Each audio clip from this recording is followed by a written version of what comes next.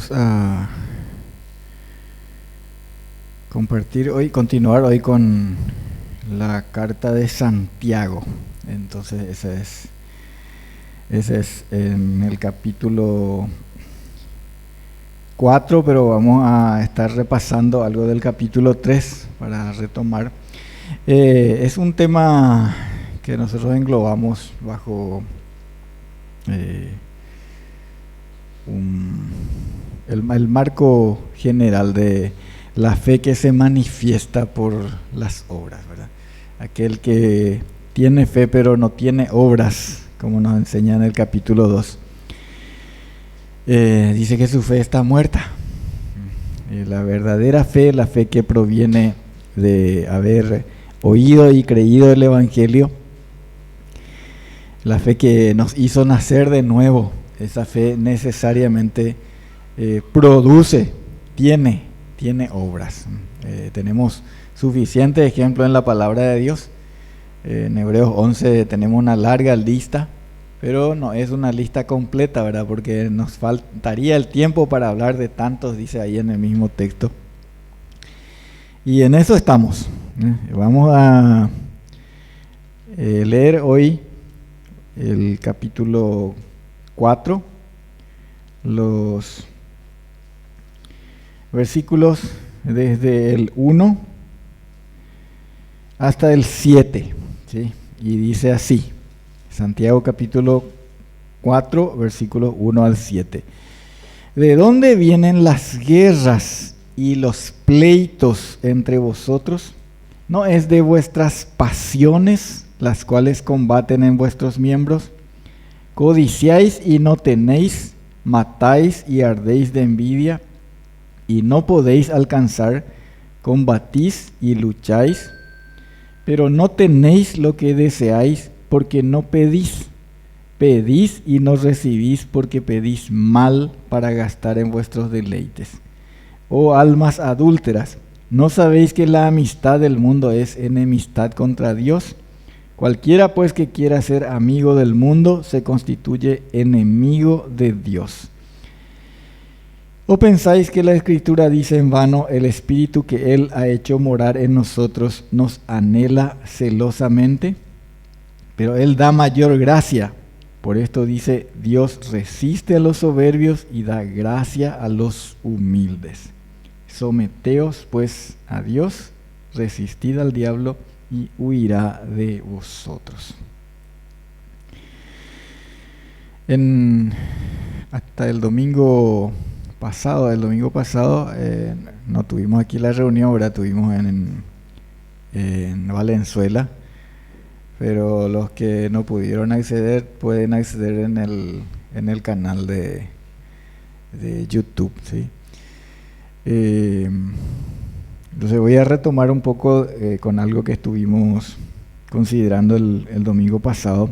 Estuvimos hablando acerca de la sabiduría que viene de lo alto. En base a esta pregunta que tenemos en el capítulo 3, versículo 13, que dice, ¿quién es sabio y entendido entre vosotros?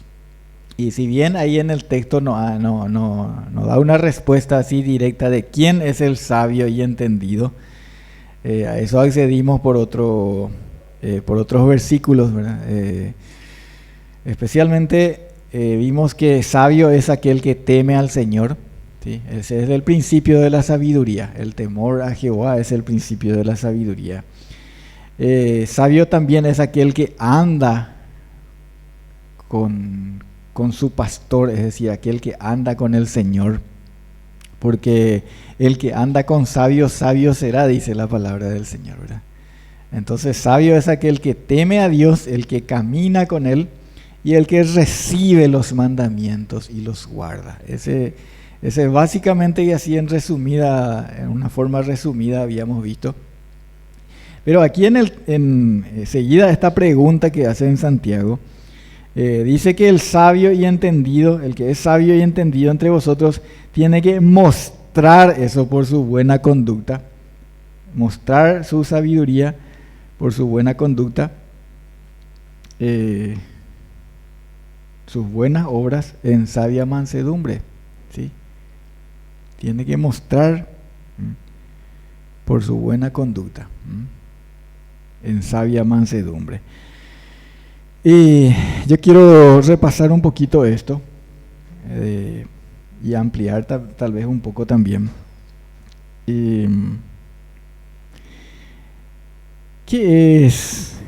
¿A qué se refiere cuando habla de mansedumbre? ¿Sí? Mansedumbre. ¿Qué les viene a la mente cuando hablamos de una persona que tiene mansedumbre o una persona que es mansa? Voy a decir lo que no es, ¿verdad? Porque la mansedumbre no es la debilidad, ¿sí? Una persona que es débil de carácter, eso no quiere decir que sea mansa por eso, ¿sí? A veces uno piensa en una persona que es tan débil de carácter que nunca reacciona ante una agresión o ante una acción que eventualmente se ejerza contra ella, ¿verdad? Y parece que recibe nomás los golpes, pero no puede defenderse. Eso no es la mansedumbre, ¿sí? Eso no es la mansedumbre. Hay un ejemplo de mansedumbre en el Antiguo Testamento que es de Moisés y está en el libro de Números, pero no voy a leer ahora, solamente les menciono, ¿verdad? Que dice que no había hombre sobre la tierra que era manso como Moisés. ¿Sí? Pero Moisés no era una persona débil, ¿sí?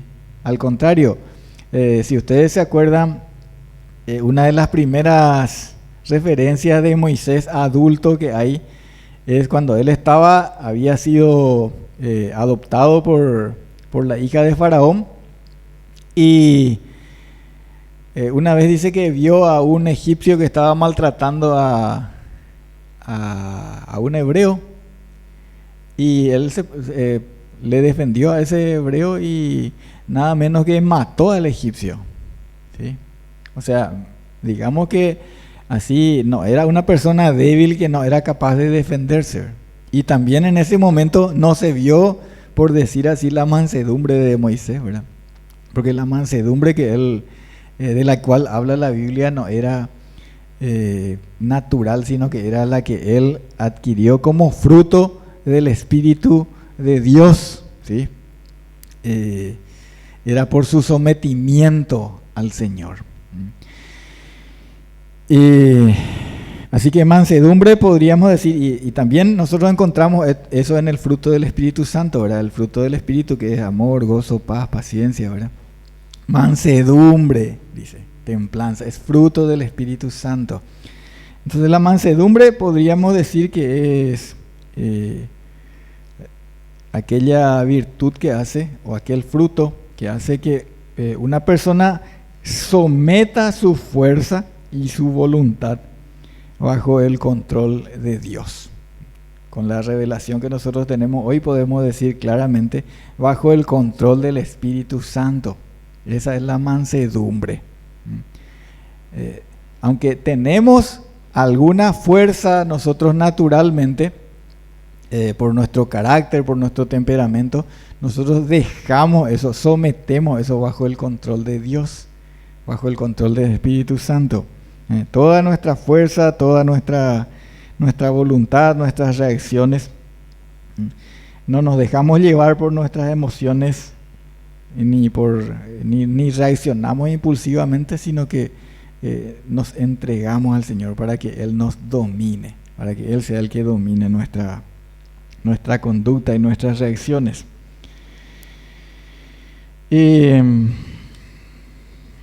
Entonces, la mansedumbre nos lleva a someternos al Señor, a someternos a su palabra.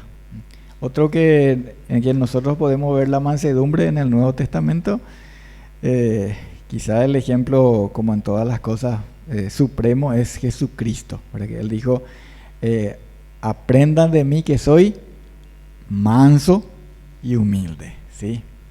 Bueno,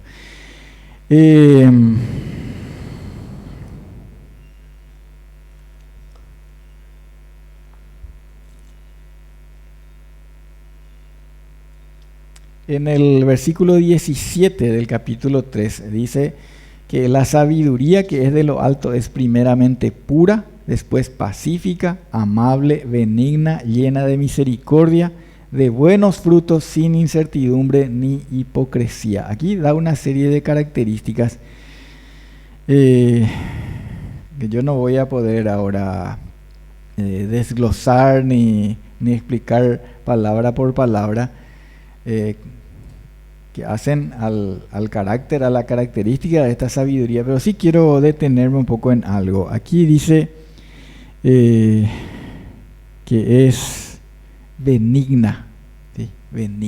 Benigna y llena de misericordia. Ahí quiero detenerme por un momento. Benigna y llena de misericordia. Así es la sabiduría que viene de lo alto, benigna y llena de misericordia. ¿Qué es la benignidad? ¿Sí? ¿Cómo es esto de ser benigna?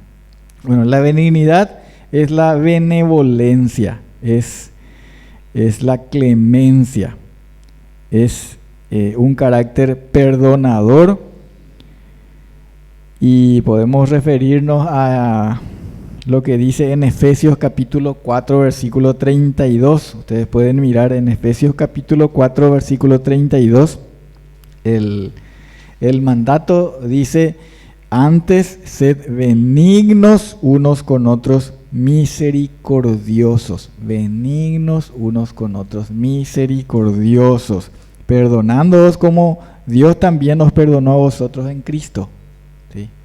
La benignidad y la misericordia son las que nos llevan a perdonarnos unos a otros, así como nos perdonó el Señor. Así tiene que ser la sabiduría, ¿sí? Esto dice acá porque, por el contrario, la sabiduría que no proviene de lo alto, que no desciende de lo alto, dice en capítulo 3, versículo 14, si tenéis celos amargos y contención en vuestro corazón, no os jactéis ni mintáis contra la verdad, porque esta sabiduría no es la que desciende de lo alto, sino terrenal, animal, diabólica. Porque donde hay celos y contención, allí hay perturbación y toda obra perversa. Esa sabiduría no proviene de lo alto. La sabiduría que sí proviene de lo alto es así, pura, pacífica, benigna, llena de misericordia. ¿Sí? La misericordia, la benignidad nos llevan a perdonarnos unos a otros, así como nos perdonó el Señor en Cristo. Y un poquito sobre la misericordia también quiero abundar. ¿Qué es la misericordia? ¿Qué es la misericordia? ¿Y a quién nosotros le debemos misericordia? ¿A quién debemos darle misericordia? ¿Con quién debemos ser misericordiosos? ¿Con quién Dios es misericordioso? Dios fue misericordioso ya desde antes. Con Israel Dios era misericordioso en los tiempos del Antiguo Testamento. Hay un pasaje en el libro de Ezequiel capítulo 16 que tampoco voy a tener tiempo ahora para leer, pero es muy precioso ver cómo Dios tomó a Israel cuando Israel era algo totalmente despreciable, ¿sí? No era nada, ¿sí? Y Dios le tomó así, y no solamente le tomó, sino que no le dio lo que merecía por sus rebeliones y por sus pecados, ¿sí? De la misma manera dice la palabra de Dios que a nosotros Él nos dio vida cuando nosotros estábamos muertos en nuestros delitos y pecados. Eso es la misericordia. Él nos dio vida a nosotros estando muertos en nuestros delitos y pecados. En Romanos 9, ese versículo que quiero leer, Romanos capítulo 9, versículos 15 y 16. Romanos capítulo 9, versículos 15 y 16 dice: pues a Moisés dice: tendré misericordia del que yo tenga misericordia, y me compadeceré del que yo me compadezca. Así que no depende del que quiere ni del que corre, sino de Dios que tiene misericordia. Miren, aquí nos está enseñando la palabra de Dios que la misericordia proviene del que da misericordia y la misericordia depende del que otorga misericordia, no depende del que quiere misericordia, ¿sí? No depende del que la va a recibir, ¿sí? Dios dio su misericordia y da su misericordia porque Él quiere dar misericordia, ¿sí? No porque alguien se merezca recibir misericordia, ¿sí? Entonces está mal decir, bueno, Él se merece que le tengas misericordia. Nadie se merece tener misericordia o recibir misericordia, ¿sí? Nadie se merece que se le tenga misericordia. La misericordia es precisamente... la misericordia es una palabra compuesta. Podríamos separar y decir miser, que sería la raíz de la palabra miserable o de un desdichado, y cordia, que se refiere al corazón, ¿sí? O sea, la misericordia es el favor o la gracia o la inclinación de alguien a compadecerse, a sentir lástima. ¿Por qué yo estoy diciendo esto? ¿A qué quiero llegar? Cuando el Señor nos dice que la sabiduría de lo alto es benigna y es llena de misericordia, hermanos, nos está enseñando esto referente a esto de lo que después habla en el versículo 4, los pleitos, las guerras. ¿Por qué hay pleitos, hay guerras entre nosotros? Y porque nosotros obramos muchas veces con sabiduría, razonamos las cosas, ¿verdad? Pero no con la sabiduría que viene de lo alto. Porque la sabiduría que viene de lo alto es pacífica, es benigna, es llena de misericordia. Así es la sabiduría que viene de lo alto. Porque si nosotros vamos a obrar con mucha sabiduría y decir, bueno, sí, hermano, está bien que te defiendas y está bien que reacciones, está bien que vos también le digas lo que se merece, ¿verdad? Sí, porque, claro, porque te ofendió, ¿verdad? Te ofendió, te hizo mucho daño, ¿verdad? Y ese es un razonamiento lógico, ¿verdad? A una acción le corresponde una reacción en igual medida, ¿verdad? Pero esa no es la sabiduría que proviene de lo alto, porque la sabiduría que proviene de lo alto es benigna y llena de misericordia. ¿Y de dónde provienen las guerras y los pleitos entre nosotros? Aquí no dice que las guerras y los pleitos vienen porque uno le agredió al otro, ¿verdad? Y ahí empezó todo. No dice eso. Dice de vuestras pasiones, ¿sí? De vuestras pasiones, las cuales combaten en vuestros miembros, ¿sí? Nuestras pasiones, nuestra codicia, la envidia, de ahí viene, dice acá en este texto que hemos leído, ¿sí? Entonces las guerras, los pleitos vienen de adentro porque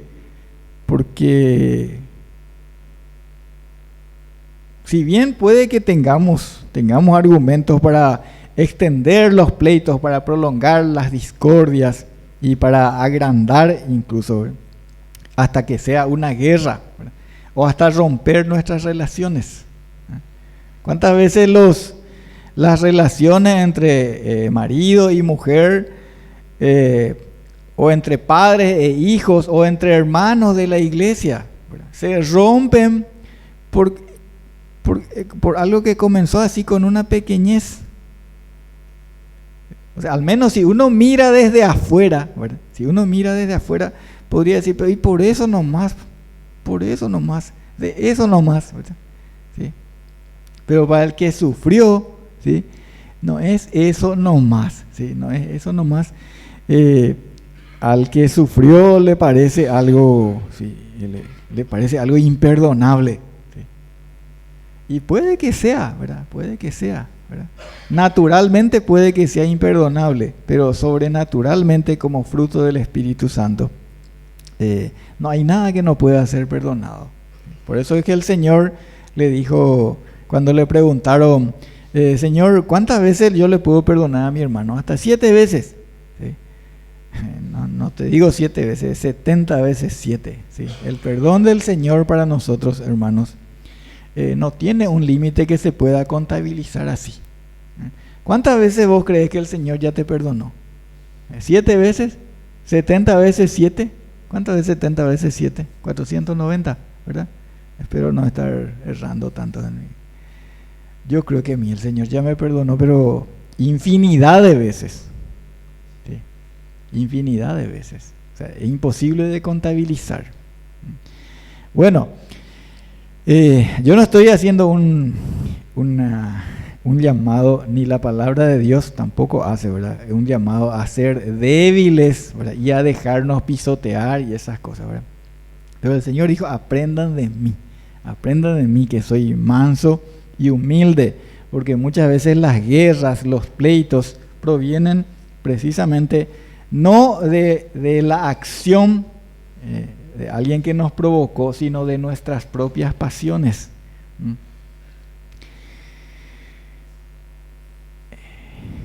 La sabiduría del creyente, benigna, llena de misericordia, de buenos frutos. La sabiduría del creyente es Cristo.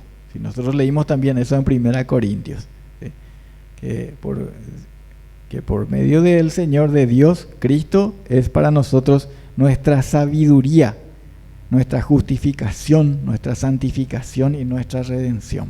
Cristo es nuestra sabiduría. Y por supuesto nosotros recibimos eso a través de la enseñanza de su palabra, ¿sí? No a través de un Cristo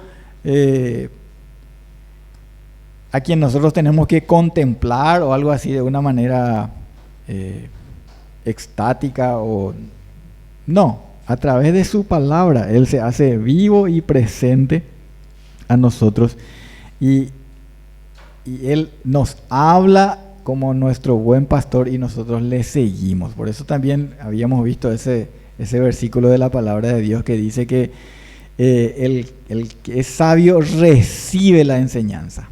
¿Sí? Esa es la sabiduría, hermanos. Muchos de nuestros conflictos interpersonales, por no decir todos, ¿verdad? Podrían evitarse o podrían superarse o pasarse por alto si nosotros tuviésemos esta sabiduría que es benigna, llena de misericordia, y aquí nos está presentando Santiago. El capítulo 4, versículo 2 dice: codiciáis y no tenéis, matáis y ardéis de envidia y no podéis alcanzar. Matáis, dice, matáis. Claro, no siempre esto, y creo que en la mayoría de los casos a nosotros no nos alcanza esto de hecho, digamos, en cuanto a lo que habla de matar, pero sí a los ojos de Dios nosotros podemos matar cuando no perdonamos, cuando aborrecemos por envidia, por celos, por codicia. En el versículo 4, donde habla de la amistad con el mundo, que la amistad con el mundo es enemistad contra Dios. Hermanos, nosotros no podemos, como amados de Cristo, ser de Él y también ser del mundo. No podemos ser del Espíritu Santo, que dice en el versículo 5 que nos anhela celosamente, y al mismo tiempo ser del mundo o estar en la carne. ¿Ustedes se acuerdan de cuáles son las obras de la carne y cuál es el fruto del Espíritu? ¿Sí? Vamos a repasar un poquitito eso.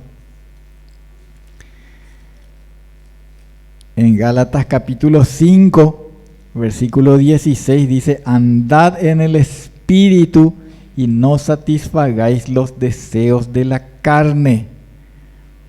Y versículos 19 al 23 dice: manifiestas son las obras de la carne, que son adulterio, fornicación, inmundicia, lascivia, idolatría, hechicerías, enemistades.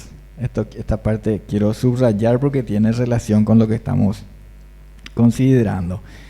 Pleitos, celos, iras, contiendas, disensiones, herejías, envidias, homicidios y otras cosas más, ¿sí? Ven que cuando estamos en la carne, cuando no estamos guiados por el Espíritu, es que nosotros somos dominados por los celos, las enemistades, los pleitos, contiendas, que siempre tiene un motivo, ¿verdad? Siempre hay algún motivo. Pero aquellas cosas no deben condicionarnos a los hijos de Dios.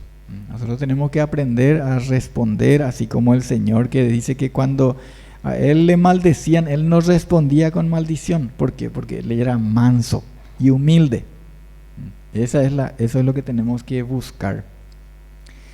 El fruto del Espíritu dice aquí en Gálatas 5:22 que es amor, gozo, paz, paciencia, benignidad, bondad, fe, mansedumbre, templanza. Contra tales cosas no hay ley. Está hablando de lo mismo, entonces yo para abundar les estoy mostrando lo que dicen estos versículos. Los que son de Cristo, dice también, han crucificado la carne con sus pasiones y deseos.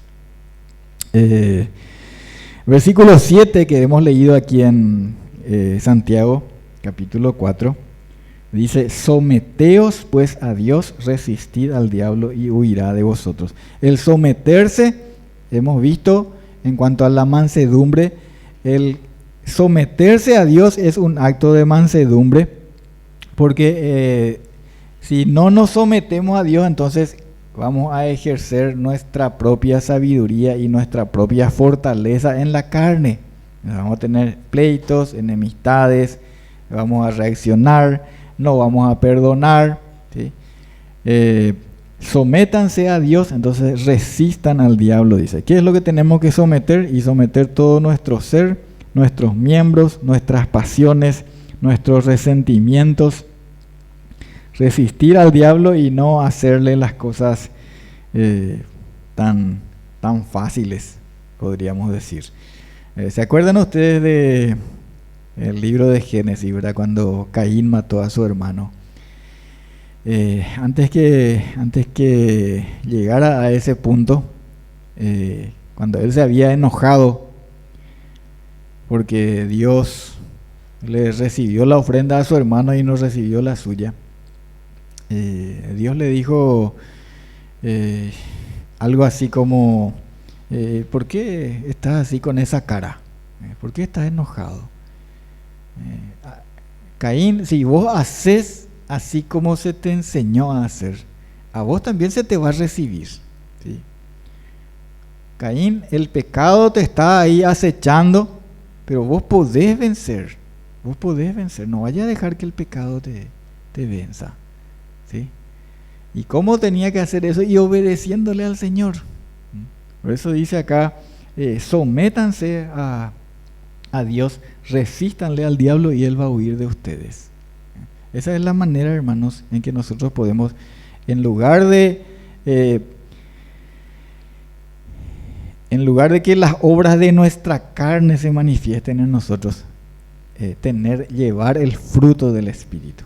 Porque por nuestra carne nosotros podemos decir, no, a mí no me va a hacer eso, yo no voy a permitir que me... ¿Sí? Así nosotros decimos por la carne, ¿verdad? Yo no voy a permitir que me haga eso, no voy a permitir que me ofenda gratuitamente, ¿verdad?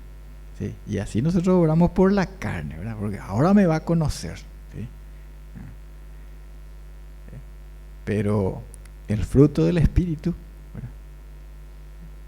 La sabiduría que viene de lo alto, todo eso podemos decir, ¿verdad? El ejemplo que nos da el Señor es ser mansos y humildes, sometiéndonos al Señor. Entonces el diablo va a huir de nosotros y no nos vamos a volver así como Caín, ¿verdad? A reaccionar hasta matar a nuestro hermano, ¿sí?